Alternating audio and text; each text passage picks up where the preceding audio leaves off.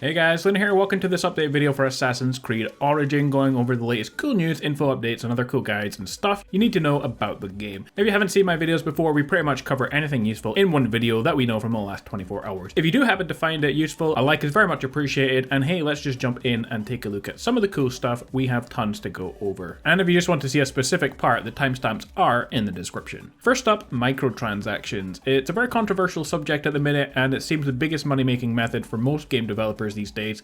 So here is what we know of them and how they work in Assassin's Creed Origin. You will know, of course, if you've already played the game, that Assassin's Creed does have microtransactions. In the start menu, you can go to the store where you can purchase in-game items, and they are bought with Helix credits, and those in turn are purchased with real-life money. But according to the publisher Ubisoft, there is nothing in the game you cannot buy from the store that is not available in the game world in some way or another. Some stuff you can purchase includes gear like armor and mounts, shields, and other in-game items, and you can unlock them early by spending between 250 and 500 Helix credits, which is around £3 to £5 or dollars. You can also purchase gold, materials, and even ability points for real-life money, but all that can be unlocked without spending any real-life cash. There is one thing that cannot be unlocked in the game, and these are maps, which show the location of items that you can discover, but you can of course discover all this stuff on your own. So while microtransactions are very unliked right now, and loot boxes too, Ubisoft it seems has not taken it as far as a lot of other developers by making unique items purchasable only, or loot boxes that have very bad odds, so that way that you buy them with real money. It doesn't offer anything you can't simply get by playing the game, but the option is there if you want to get stuff quicker and straight from the start. And so I thought that was worth going over in light of all the controversy surrounding microtransactions, and I'm interested to know what you guys think on that.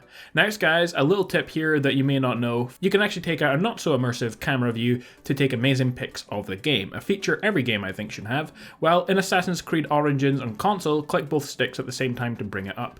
It comes with cool features as well: autofocus so you can blur the background, zoom, 360-degree movement, choose between 17 different filters so you can capture some amazing pics. The camera also freezes the game as it opens, so it allows you to take some really awesome close-up shots. Once taken, open your map and you can press up on the D-pad to find your images. Also, there's other players' images found on here as well, although I'm not sure if you can get rid of those or not. Next, a small useful bit of info on some missable money right at the very beginning of the game. During the first part of the story where you have the fight tutorial, in the next room after that there's kind of a broken column on the ground. There is some nice loot for you to find in this room. Now it's easy to miss as you will need to use your pulse to spot them, but you can leave the tomb here with a whole bunch of useful stuff for the early game, including legendary trinkets and less rare ones for selling, loads of resources, and it's all going to come in handy for crafting and doing early missions. So definitely worth your time getting everything while it's here, and you can see there all the stuff I found, including 216 drachmas, so I suggest you definitely check that out when you're here.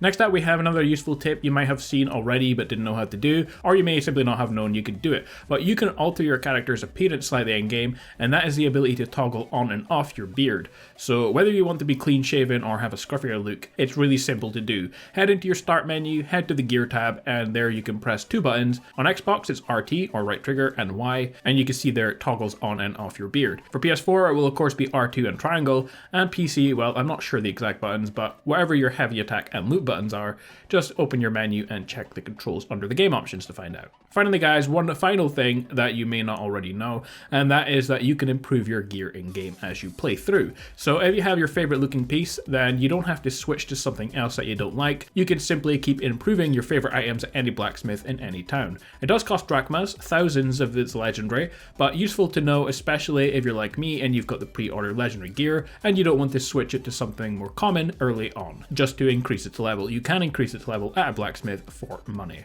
So guys, I think that's about it for this video. If you found it useful and enjoyed, let me know in the comments. If you want to subscribe for similar videos, I will be back tomorrow with more useful Assassin's Creed stuff and other games as well. But either way guys, stay awesome as always, and I will see you all in the next video.